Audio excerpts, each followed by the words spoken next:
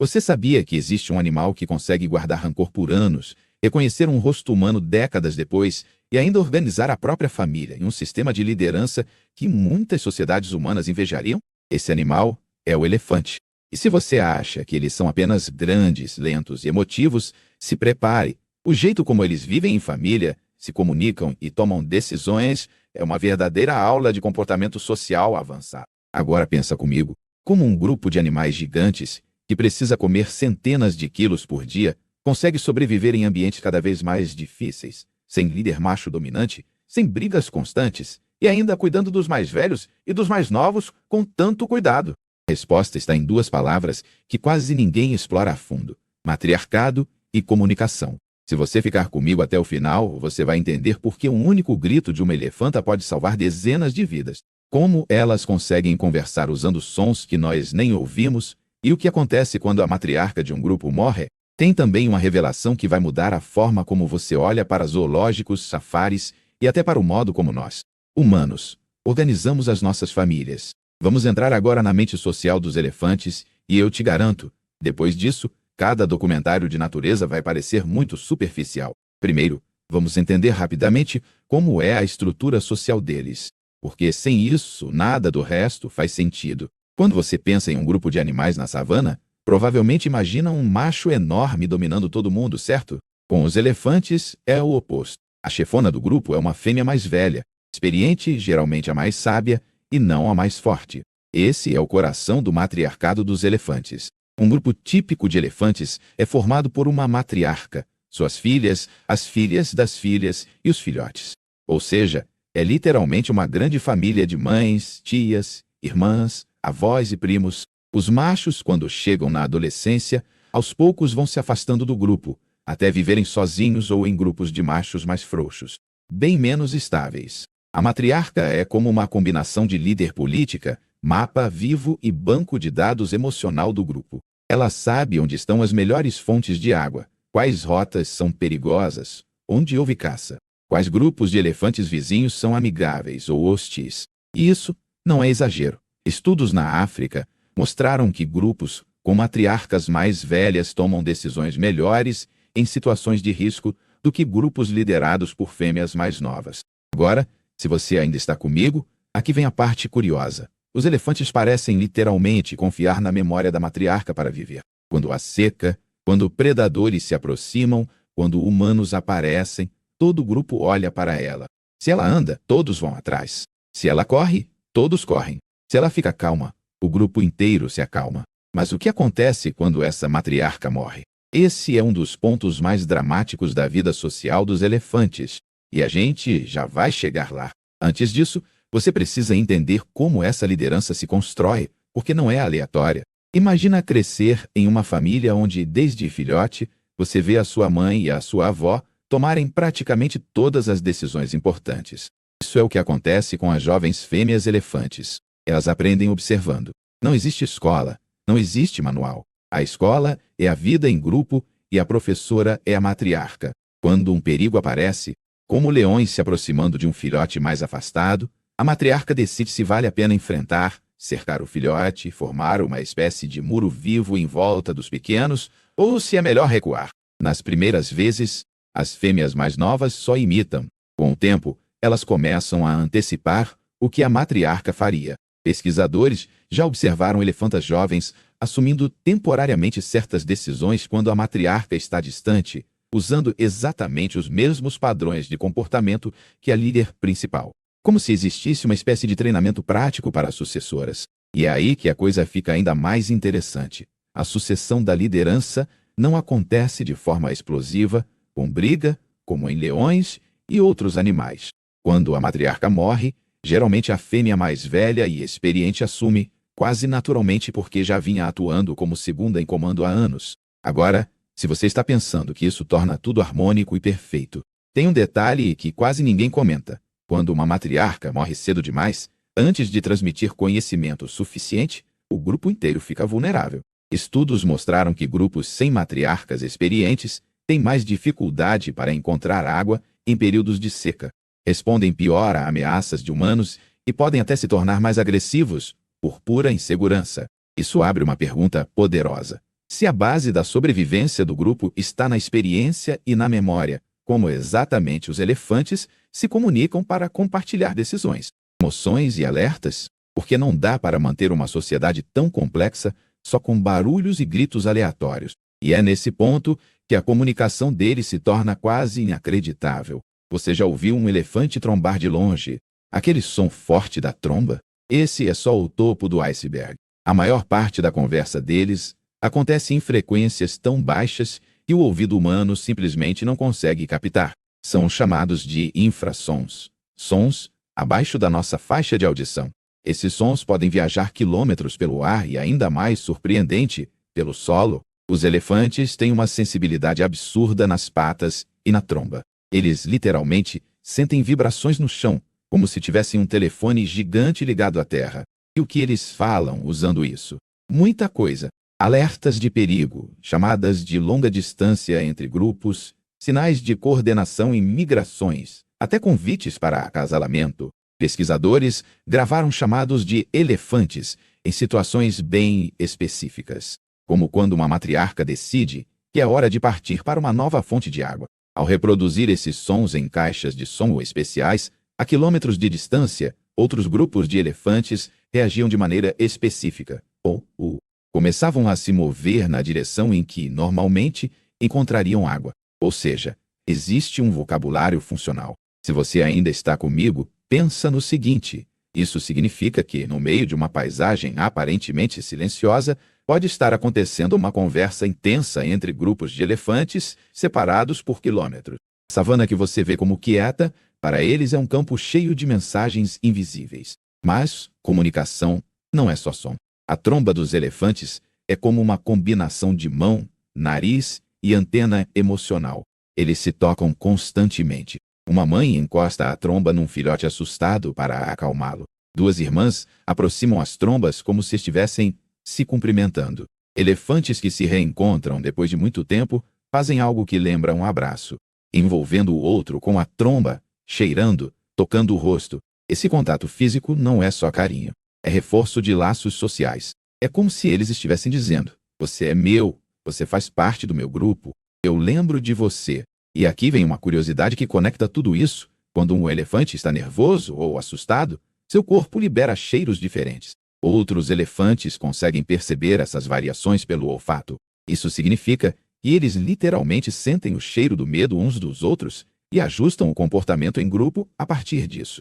Agora, com todo esse arsenal de sons, vibrações, toques e cheiros, como eles lidam com emoções intensas, como luto, alegria e até algo muito parecido com compaixão, é aqui que a nossa visão sobre inteligência animal começa a ser desafiada de verdade.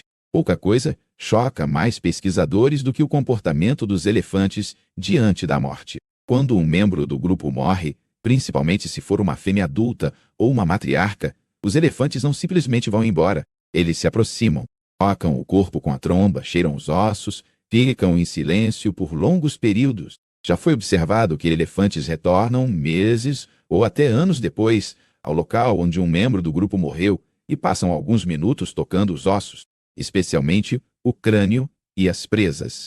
E o mais intrigante, eles ignoram ossos de outros animais, focando quase sempre em ossos de elefante. Isso sugere uma espécie de reconhecimento dos seus. Há registros de grupos alterando rotas inteiras para passar pelo local onde um parente importante morreu, como se fosse uma visita a um túmulo. Pode não ser luto no sentido humano, mas claramente é algo mais profundo que um simples reconhecimento de objeto. Se você ainda está comigo, aqui vem uma virada. Um caso famoso documentado mostrou uma elefanta adulta tentando ajudar um filhote que não era dela a sair de um buraco na lama. Ela insistiu por longos minutos, arriscando ficar presa também.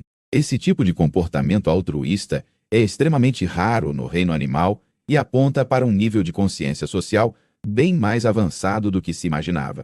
Mas nem tudo é harmonia emotiva. Comportamentos agressivos também fazem parte da vida social dos elefantes, especialmente quando estruturas sociais são quebradas. Jovens machos que crescem sem a presença de adultos experientes, por exemplo, podem se tornar extremamente violentos, atacando outros animais e até humanos, justamente por falta de aprendizado social adequado. Isso nos leva a uma pergunta incômoda: o que acontece quando o matriarcado é destruído quando as matriarcas são mortas por caça ou conflitos humanos, as consequências são muito maiores do que a morte de um único animal. Quando uma matriarca é morta por caçadores, o que se perde não é só um indivíduo, é toda uma biblioteca viva de conhecimento. As rotas de migração mais seguras, os pontos de água escondidos, os melhores locais de alimentação, os históricos de perigo com humanos, tudo isso estava principalmente na memória daquela elefanta. Em muitas regiões da África, pesquisadores perceberam que grupos que perderam matriarcas para a caça começaram a se comportar de forma mais errática. Ficavam mais estressados, reagiam com agressividade exagerada a barulhos de carros ou até a sons de vozes humanas gravadas, algo que grupos com matriarcas experientes não faziam com tanta intensidade. Se você ainda está comigo, presta atenção nisso. Em alguns locais, jovens elefantes órfãos, que cresceram sem adultos estruturados, começaram a atacar rinocerontes, algo praticamente inexistente antes. Esse comportamento foi associado justamente à ausência de disciplina social e modelos adultos estáveis. É como se você pegasse um grupo de adolescentes humanos, tirasse todos os adultos responsáveis e ainda colocasse esse grupo sob trauma constante. O resultado, em qualquer espécie social, tende a ser uma combinação de medo, agressão e desorganização. E não é só a liderança que é afetada. O próprio padrão de comunicação muda. Elefantes expostos constantemente a ameaças humanas começam a usar mais chamados de alarme, tendem a se mover mais à noite e ficam mais silenciosos durante o dia. Isso é uma adaptação, mas também um sinal claro de que o equilíbrio social foi quebrado. E aqui entra uma das revelações mais poderosas. Em alguns projetos de conservação, quando uma matriarca muito experiente é translocada, ou quando um grupo inteiro é levado para uma área mais segura, os padrões de comportamento de todo o ecossistema ao redor mudam. Outros grupos de elefantes observam, aprendem rotas novas, ajustam migrações e até o comportamento de predadores se adapta. Ou seja, o matriarcado dos elefantes não organiza só a família. Ele influencia o ambiente inteiro. Mas como isso se conecta com a gente, seres humanos, e com o jeito que a gente monta as nossas próprias sociedades e famílias? É isso que torna essa história ainda mais desconfortável e fascinante. Se você ainda está aqui, é porque esse paralelo com a nossa espécie já começou a aparecer na sua cabeça. A gente se acha o topo da evolução social, mas os elefantes mostram, na prática, algumas lições que a gente vive ignorando. Primeiro, a importância dos mais velhos. Em muitas sociedades humanas modernas, idosos são isolados, desvalorizados. Entre os elefantes, o indivíduo mais velho é central, não só respeitado, mas essencial para a sobrevivência. A velhice não é vista como fraqueza, e sim como vantagem. Imagina se, nas nossas cidades, memória histórica e experiência tivessem o mesmo peso que juventude e força física têm no marketing. Quantas decisões coletivas não seriam diferentes? Segundo, o modelo de liderança. O poder da matriarca não vem da imposição pela força, mas da confiança construída ao longo da vida. Ela não manda porque grita mais alto, mas porque, repetidas vezes, levou o grupo à sobrevivência. Isso é meritocracia real. Quem mostrou na prática mais competência, lidera. Terceiro, a empatia estruturada. Os elefantes organizam o grupo de forma que filhotes nunca estejam sozinhos, que fêmeas se ajudem no parto, e feridos sejam protegidos quando possível. É um sistema baseado em interdependência, não em competição constante. Agora, claro, não dá para romantizar. Elefantes podem ser perigosos, podem matar humanos, podem destruir plantações. Mas é justamente nessa complexidade que está a lição. Quanto mais a gente destrói a estrutura social deles, mais imprevisíveis e agressivos eles se tornam. Isso vale também para a gente. Comunidades desestruturadas tendem a gerar mais conflito, violência e instabilidade. E tem um último ponto que conecta tudo de forma quase simbólica. Enquanto nós usamos a voz, a escrita e a internet para nos organizar, os elefantes usam infrassons, toques, cheiros e memórias transmitidas de geração em geração. Mesmo assim, o objetivo é o mesmo: manter o grupo vivo, unido e adaptado. Agora, lembra da promessa do começo? De revelar algo que mudaria a forma como você olha para zoológicos, safaris e até para nossas próprias famílias? Aqui está. Quando você vê um elefante sozinho em um zoológico, andando em círculos, balançando a cabeça de forma repetitiva, não está vendo apenas um animal entediado. Em muitos casos, você está vendo um animal profundamente social, privado da sua família, do seu matriarcado, da sua rede de comunicação complexa. É como colocar uma pessoa que viveu em uma grande família amorosa, ativa, cheia de conversas e histórias, em isolamento quase total.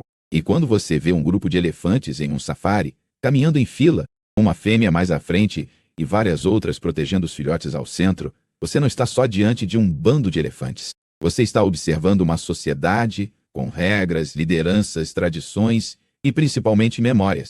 Se você ficou até aqui, agora você sabe que o comportamento social dos elefantes, baseado em matriarcado e comunicação sofisticada, não é só uma curiosidade da natureza. É um espelho desconfortável da nossa própria espécie. Eles mostram, com trombas, patas e infrassons, que sociedades fortes dependem de memória, cuidado com os mais vulneráveis, respeito aos mais experientes e de uma comunicação que vai muito além do grito e da imposição.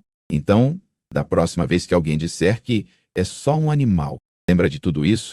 Lembra que, enquanto a gente discute liderança, família e empatia em livros e palestras, os elefantes simplesmente vivem esses conceitos todos os dias, na poeira da savana e nas sombras das florestas. Se esse mergulho no mundo social dos elefantes fez você enxergar esses animais de outro jeito, comenta o que mais te surpreendeu e qual parte dessa sociedade matriarcal você acha que a gente deveria copiar. Se quiser mais vídeos sobre comportamento animal e o que eles revelam sobre nós, curte o vídeo, se inscreve e compartilha com alguém que ainda acha que elefante é só bicho grande e emocional. Porque entender os elefantes não é só entender a natureza, é entender também o que ainda falta na nossa própria humanidade.